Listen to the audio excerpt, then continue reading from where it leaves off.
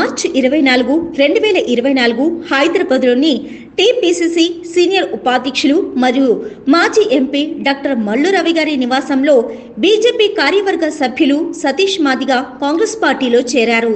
మల్లు రవి గారి నివాసంలో సతీష్ మాదిగతో సుదీర్ఘంగా చర్చలు జరిపి తనకు ఎన్నికల్లో మద్దతు తెలపాలని కోరారు.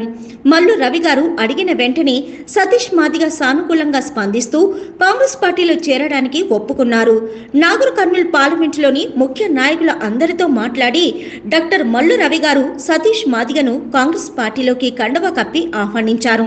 రాబోయే పార్లమెంటు ఎన్నికల్లో రాష్ట్ర వ్యాప్తంగా ఉన్న పేద, బడుగు, బలహీన వర్గాలను, మాదిగలను సంఘటితం చేసి నాగర్ కర్నూల్ పార్లమెంటుతో పాటు రాష్ట్రంలో కాంగ్రెస్ పార్టీని గెలిపించడానికి కృషి చేస్తానని సతీష్ మాదిగ అన్నారు.